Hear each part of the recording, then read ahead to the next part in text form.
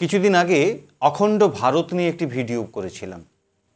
তো সেই ভিডিও সম্পর্কে নানান কমেন্ট আসছে, যেখানে সেই কমেন্টের জিস্টগুলো থেকে যা বুঝলাম কয়েকটি প্রশ্ন উঠে আসছে।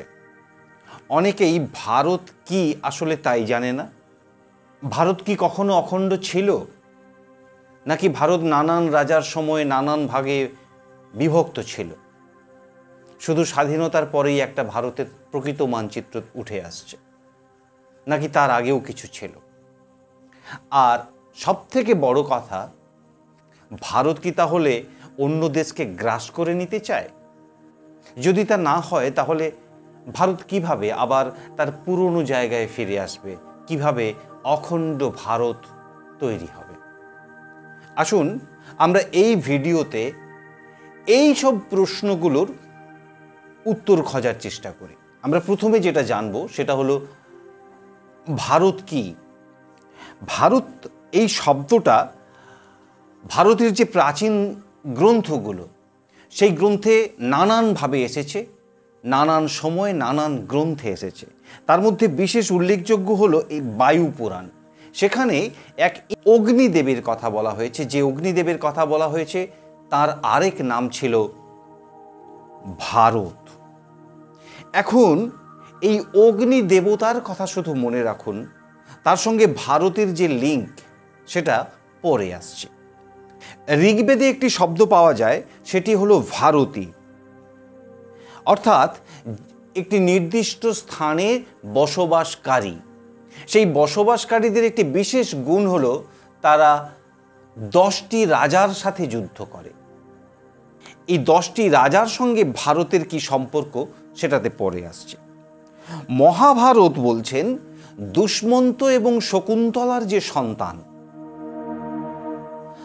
যার নাম ভরত, তার নাম অনুসারে ভারত শব্দটি এসেছে। ভরতের সাম্রাজ্য ভারত। এই ভরতের ছোটবেলায় যে নাম ছিল, সে নাম ছিল সর্বদমন। সেই ভরতের নাম অনুসারে হয়েছে ভারতবর্ষ।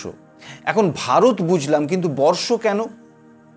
বর্ষ শব্দের অর্থ হচ্ছে অঞ্চল। দুষ্মন্ত এবং শকুন্তলার যে পুত্র ভরত, তাকে তার পুরো সাম্রাজ্য দিয়ে দেয়া হয়নি, একটি অঞ্চল দেয়া হয়েছিল যার নাম ভারত। প্রথমে যে অগ্নিদেবের কথা বলেছিলাম, যার আরেক নাম ভারত, যেটা বায়ুপুরাণে পাওয়া যায়, সেই অগ্নি থেকে আলো, এবং সেই আলো থেকে জ্ঞানের আলো, অর্থাৎ জ্ঞানের আলোয় উদ্ভাসিত ব্যক্তিরা যে স্থানে বসবাস করেন সেই স্থানের নাম ভারত। দ্বিতীয়ত বলেছিলাম সেই 10টি রাজার কথা। বেদে যে ভারতী শব্দটির উল্লেখ আছে, যে ভারতী 10টি রাজার সাথে যুদ্ধ করে এবং সেই 10টি রাজাকে যুদ্ধ করে দমন করে রাখে, সেই 10টি রাজা কে কে? আমাদের 5টি জ্ঞানেন্দ্রিয় এবং 5টি কর্মেন্দ্রিয় হলো সেই 10টি রাজা। সেই 10টি রাজার সাথে যুদ্ধ করে তাদেরকে দমন করে নিজেকে শান্ত এবং ধীর করে রাখতে পারেন যিনি, তিনিই ভারতী। সেই রকম ব্যক্তিরা যে স্থানে বসবাস করেন সেই স্থানের নাম ভারত। তৃতীয়ত বলেছিলাম ভরতের সাম্রাজ্যের নাম ভারত। সেই ভরত রাজার আরেক নাম ছিল সর্বদমন, যিনি কাম, ক্রোধ, লোভ, মদ, মোহ এবং মাৎসর্য বা পরশ্রী কাতরতা, এই ষড়রিপুকে দমন করে রাখতে পারেন, তিনিই সর্বদমন। সুতরাং যিনি দমন করে রাখতে পারেন সেই সর্বদমন, তারই আরেক নাম ভরত। আর সেই ভরত যে স্থানে বসবাস করেন সেই স্থানের নাম ভারত। ভারত একটি সংস্কৃত শব্দ, যেটি দুটি শব্দের সংমিশ্রণে তৈরি, এক ভা আর এক রত। ভা শব্দের অর্থ হচ্ছে আলো, যেমন প্রভা, বিভা। আর রত শব্দের অর্থ হচ্ছে নিয়োজিত। তো যিনি আলোর সন্ধানে নিয়োজিত, কিসের আলো? আগেই বলেছিলাম সেই যে জ্ঞানের আলো। এই আলোর সন্ধানে নিয়োজিত, সত্যকে খোঁজার চেষ্টা করছে যারা, তারা যে স্থানে বসবাস করে সেই স্থানের নাম। সুতরাং যে দেশে জ্ঞানের আলো বিচ্ছুরিত হচ্ছে, যে দেশের মানুষ জ্ঞানের সাধনায় রত, যে দেশের মানুষ ষড়রিপুকে দমন করতে পারে, যে দেশের মানুষ পঞ্চ জ্ঞানেন্দ্রিয় এবং পঞ্চ কর্মেন্দ্রিয়কে নিজের ইচ্ছার দ্বারা পরিচালিত করতে পারে, সেই দেশের নাম ভারত। তা বাস্তবিক অর্থে সেই দেশের নাম যদি পাকিস্তানও হয়, যদি সেই দেশের মানুষ জ্ঞানের সন্ধানে রত হয়, যদি সেই দেশের মানুষ ষড়রিপুর বশীভূত না হয়, যদি সেই দেশের মানুষ কর্মেন্দ্রিয় এবং জ্ঞানেন্দ্রিয়কে নিজের ইচ্ছার দ্বারা চালিত করতে পারে, তাহলে পাকিস্তানও ভারত। বাংলাদেশের মানুষও যদি তাই করতে পারে, তাহলে বাংলাদেশও ভারত। এমনকি পৃথিবীর যে কোনো দেশ, সেখানে যদি জ্ঞানের আলো প্রকাশিত হতে শুরু করে, বিচ্ছুরিত হতে শুরু করে, সেখানে মানুষ যদি সংযমী হয়, তাহলে সেই দেশও ভারত। এবার আরেকটা প্রশ্ন আসতে পারে যে ভারত কি অখণ্ড ছিল? এই প্রশ্নের সঠিক উত্তর হ্যাঁ বা নাতে হয় না। যদি বলা হয় ভারত অখণ্ড ছিল, তাহলে ভুল কথা বলা হবে। যদি বলা হয় ভারত কখনোই অখণ্ড ছিল না, সেটাও সঠিক কথা নয়। আসলে ভারত একটা ভূখণ্ড বা একটা বর্ষ, যা নিজেই একটা উপমহাদেশ, বিশালের আয়তন।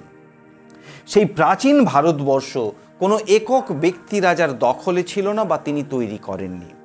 যে ভরত রাজার নাম থেকে এই ভারত নামটি এসেছে, সেই ভরত রাজাও এই সাম্রাজ্যটি তৈরি করেননি বা তিনি দখল করে অর্জন করেননি, তাকে দান করা হয়েছিল।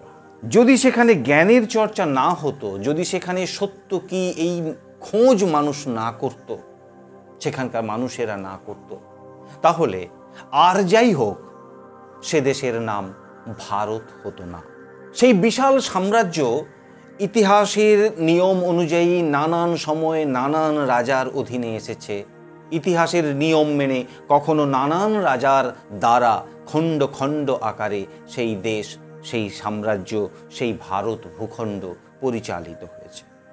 কিন্তু সেই জায়গার মানুষেরা কখনো তাদের জ্ঞানের সন্ধানকে আটকে রাখেনি, সেই জ্ঞানের সন্ধান থেকে বিরত থাকেনি, জ্ঞানের চর্চা থেকে নিজেদেরকে সরিয়ে নেয়নি, সত্যের খোঁজ থেকে নিজেদেরকে সরিয়ে নেয়নি। সেই দিক থেকে ভারত অখণ্ড ছিল। অশোকের সাম্রাজ্য সব থেকে বড় সাম্রাজ্য তৈরি হয়েছিল, চন্দ্রগুপ্ত মৌর্যের সাম্রাজ্য সব থেকে বড় সাম্রাজ্য তৈরি হয়েছিল, এবং চোল সাম্রাজ্য, যা কিনা দক্ষিণ ভারত থেকে শুরু করে একেবারে জাভা পর্যন্ত পৌঁছে গিয়েছিল। এর বাইরে অন্যান্য যে রাজারা ছিলেন, সাম্রাজ্য ছিল, সেগুলো ছোট ছোট। এমনকি মোগল সাম্রাজ্য এবং ব্রিটিশদের যে দখল, ভারতকে দখল করে নেওয়া, সেটাও পুরো ভারতবর্ষটাকে একসঙ্গে তারা দখল করতে পারেনি। তাহলে আজকের ভারত কি অন্য দেশকে কবজা করতে চায় অখণ্ড ভারত বানানোর জন্য? আমরা এরও কিছুটা ইতিহাস দেখি। ভারতবর্ষ স্বাধীন হওয়ার পর যে ভৌগোলিক মানচিত্র তৈরি হয়েছে, সেই মানচিত্র থাকাকালীন সেই সময় থেকে আজ পর্যন্ত নেপাল ভারতে আসতে চেয়েছিল, ভারত গ্রহণ করেনি। শ্রীলঙ্কা ভারতে আসতে চেয়েছিল, ভারত গ্রহণ করেনি। ভুটানের সাথে ভারতের সামরিক চুক্তি হয়েছে, ভুটানকে রক্ষা করার জন্য ভারতীয় মিলিটারি ব্যবহৃত হয়, কিন্তু ভুটান তবুও একটি স্বাধীন রাষ্ট্র হিসেবে আজও চিহ্নিত। সিকিম একটি স্বাধীন রাষ্ট্র ছিল, চুক্তির মাধ্যমে সে ভারতের সঙ্গে যুক্ত হয়েছে, কখনোই যুদ্ধের মাধ্যমে নয়। বাংলাদেশকে ভারত সাহায্য করেছিল স্বাধীন হওয়ার জন্য, বাংলাদেশকে ভারত গ্রাস করেনি। এই উদাহরণগুলো দিয়ে প্রমাণিত হয় ভারত কখনোই কাউকে কবজা করতে চায় না। ভারতীয় দর্শন অন্য দেশকে কবজা করায় বিশ্বাসী নয়। তাহলে ভারতীয় দর্শন কি বলে? ভারতীয় দর্শন বলে ওম সর্বে ভবন্তু সুখিনঃ সর্বে সন্তু নিরাময় সর্বে ভদ্রাণি পশ্যন্তু মা কশ্চিৎ দুঃখ ভাব ভবেৎ। যার অর্থ সকলে সুখী হন, সকলে নিরোগ হন, সবাই শান্তি লাভ করুন, যেন কারোর ভেতর কোনো দুঃখ না থাকে। ভারতীয় দর্শন বলে অহম নিজ পরবেতি বিকল্প ভ্রান্ত চেতসাম পুনস্তু দ্বার চিন্তা নাম বসুধৈব কুটুম্বকম। এটা আমার, এটা অন্যের, এই ভাব শুধু ক্ষুদ্র স্বার্থান্বেষী মানুষের। এক উদার চেতনা সম্পন্ন মানুষ এই সমগ্র বিশ্বের সবাইকে নিজের পরিবারের অন্তর্ভুক্ত বলেই মনে করে। সুতরাং তুমি বাংলাদেশি হও কিংবা পাকিস্তানি, তুমি শ্রীলঙ্কান হও কিংবা নেপালি, তুমি আমার ভাই। তুমি আমাকে গালি দাও কিংবা ভালোবাসো, তুমি আমার আত্মীয়। তাহলে ভারত কিভাবে তার অখণ্ডতা বজায় রাখবে?